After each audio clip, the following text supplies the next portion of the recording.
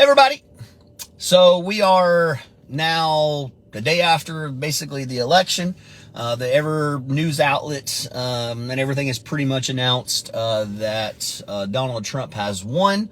So I want to get into a video that really just gives my opinion on kind of what we can expect from real estate. And just kind of throughout, I never did like a video that says how does the election impact, but I had talked about it kind of in small pieces in several videos. And ultimately, like, big picture thing, right? It's not a light switch. It's not a click of a button. It's nothing that all of a sudden, oh, now we're good. Or whenever the day he gets in office, now we're good. This is going to be, it was a slow downward hill. I really, the last 2.5 years, downward just decline in real estate as far as transactions. To the point, I mean, there's some data numbers. I probably should have did a little bit of research and had some cool data for you. But some of the data that I can remember, I mean, we're talking like lowest amount of real estate transactions, in like 30, 40 years. Which is crazy when you think of probably the population growth that we've had in 30, 40 years, the amount of houses that have been built in 30, 40 years. So when you're talking like just the decline in transactions is pretty wild. It's a pretty wild number when the amount of potential transactions has significantly increased, but yet overall transactions went down. So I do think it's going to be a slow process to really rejuvenate the real estate market here. Now I have still heard, there's still some hot markets all around the country, hotter than what we have here in East Tennessee at least. And our market isn't bad, but it's arguably not good. And I'm saying overall, right? There's always going to be niches and price points and areas, locations and home types, that still move and go for above asking.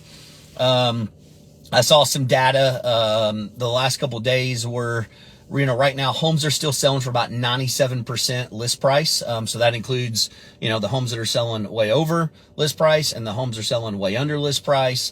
But the problem with that data there, even though homes are selling for under list price now, the problem with that data is it's very muddy. Sure, it's data, right? And I'm a big believer of, data paints the picture, but it doesn't tell a story. Well, the story behind that is, these houses that are overpriced, they're not selling anyways. So that there is no data. If the home doesn't close, it doesn't go into the data pool to even pull that number below 97%. And then the other side is you're not seeing the amount of closing costs sellers are paying. You're not seeing the amount of repairs sellers are making in order to sell their home, which is significant. I mean, I'm talking, thousands, if not in some cases, tens of thousands of dollars in repairs and closing costs sellers are giving to buyers. So even though purchase price at $97,000, well, when you really look at the walk away, it's probably more like 92%, 85%. And again, just spitballing some numbers out. And then you have just the homes that's just sitting on market that are, 30, 50,000 below, and it's just a fixer-upper, and there's really not much of a market for a fixer-upper unless it has significant flip value. Because flipping right now is still kind of scary for a lot of people. I was actually talking to a guy I know that's flipped tons of houses recently, and he said that the guy that he kind of works for, I'll say like the financial backer of it, decided to move to spec built homes, new construction, and get away from flips because like the last deal they did, he lost a little bit of money. It was like the first time he'd lost money in like, I don't know, 5 or 6 years of doing it, which is crazy. To think, somebody's been doing this and only lost money once and they said, that's too much. To me, like that's just the cost of doing business. Sometimes you lose. But I do think it's going to take a while to rejuvenate there. And just because, you are going to have a bunch of consumer confidence, right? And there's no way that data really, I can't give you a chart, right, and just say, hey, this is exactly how it's going to go based on consumer confidence. I think you're just going to have people that's more confident in their dollar, more confident in purchasing, that the home value is not going to go down or the market's going to drop now. So that just kind of gives people a little more confidence to go ahead and make that jump. Maybe people that are on the fence, which is a good thing. And then the other side of it, right, is interest rates, right? In interest rates, you have interest rates here, and then you have mortgage interest rates. They are tied together, however, two separate things. To whereas we actually just seen mortgage rates a couple weeks ago was 6.2. The Fed came out, lowered interest rates 0.5. So common sense says, well, all right, well, that should have went to 5.7. However, it basically actually went up, kind of stayed the same and went up. And now we went from 6.2, now we're at 7% after they actually lowered it a half a point. It's because, again, mortgage rates are tied to a lot more of the economy, tied to jobs. It's tied to index stuff don't know nothing about. It's tied to the treasury. It's tied to just all these different things that interest rates do not impact. So like if you go to get a car loan, interest rates, right, you probably get a better rate now, whereas actually interest rates are worse today than they were before the Fed did the half point drop, which is crazy. But I don't know how easy or if it is even possible for Trump to fire the Fed chair. I don't remember the guy's name, but my understanding is that guy will be in place for essentially another year and a half. And maybe there's a way to get him out and to put somebody in there that's maybe, pro lowering interest rates and stimulating the economy here. But I don't know. I mean, as far as my understanding goes, there's nothing that really the next administration can do for a year and a half while this guy's in place. So what's going to happen to interest rates? And I think so for the most part, it didn't really matter who got elected, who won. We're probably going to see, the market continue to be slow. I think the Fed meets today, tomorrow, or something like that. The next day maybe. And hopefully we have at least a quarter of a point, half point rate drop again. That'd be nice. Maybe that'll spark a little bit of movement.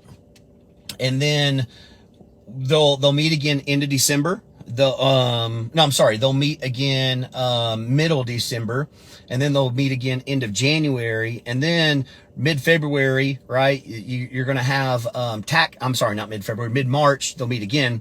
And then that's right at tax time, right? So on paper, real estate market, it definitely did in 2024, a huge spike. As far as tax season came, we were seeing homes fly off the market, multiple offers, some craziness. And then all of a sudden, like as soon as tax season was kind of done, it just dropped right back out. And it's been pretty slow ever since. So I think we have that unless interest rates get into kind of like that, like mid fives. If prime gets in mid fives, that takes your VA buyer, it takes your FHA buyer to 5%. And that's affordable. But I think it's going to take some time just for, your everyday people to get out of credit card debt. So even with that just being a couple, a little bit away, you got holiday season, people generally go into more debt in holiday season anyways. It's cold, it's dark at 5 o'clock, so you don't have the abilities for some jobs, to work outside, in the evening time. So those, temporary type jobs have ended, the mowing season, right, for a lot of landscapers, stuff like that. So you don't have, people making that much, in that aspect. But I think overall, by the end of 2025, we need to have those interest rates in low fives. I think at that point, we're going to start seeing it's kind of like a diesel engine, right? We're going to go ahead and start that engine, and, at the beginning of tax season, or tax season next year, start that engine, letting it kind of warm up. And then kind of by the end of it, all right. And then 2026, we should start seeing it really, hopefully start to thrive again and get some affordability back, and people will start getting out of credit card debt, start to be able to save up for down payment and closing costs and get some money back in their pockets, and then hopefully start getting out of renting and where it makes sense to purchase. So again, I don't think it's a light switch. Nothing's going to happen overnight. It will take time. And I think it's no matter which side got elected, this would kind of be a prediction. I just think the consumer confidence is going to be significantly stronger, obviously, with Trump than it would have been with Kamala.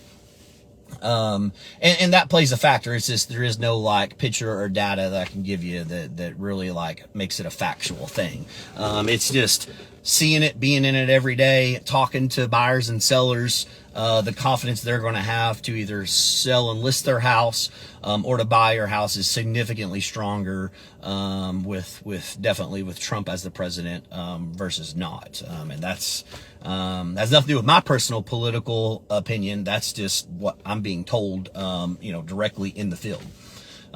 So yeah, just want to kind of point that out. And I would say for most people, sellers, if you know, hey, listen, you need to sell eventually. I think your perfect time is going to be right around that tax season 2025.